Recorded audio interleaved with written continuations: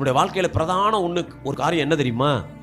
பரிசுத்தமாய் வாழணும், பரிசுத்தமான காரியங்களை நடப்பிக்கணும், பரிசுத்தமான காரியங்களில் செயல்படணும், தேவனுக்கு உகந்த பாத்திரமாக நம்ம வாழணும், தேவன் விரும்புகிற காரியங்களை நம்முடைய வாழ்க்கையில் நடக்கையில் கொண்டு வரணும்.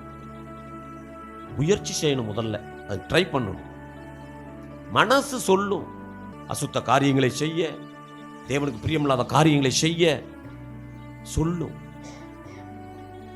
ஏவாள்கிட்ட சொன்னது அது பார்க்கறதுக்கு அழகா இருக்கு, சூப்பரா இருக்கு, நல்லா இருக்கு, அப்படி சொல்லும் மனசு. அந்த நேரத்தில் வேதம் நமக்கு என்ன கற்றுக் கொடுக்குது அதை பார்க்கணும், வசனம் என்ன சொல்லுகிறது பார்க்கணும்.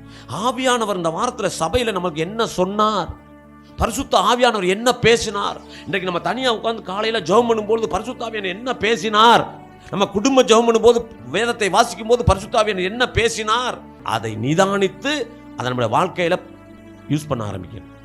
இப்படிப்பட்ட மனிதன் தேவனுக்கு உகந்த பாத்திரமாய் வாழ்வான், ஒரு நாள் பரலோகம் போவான்.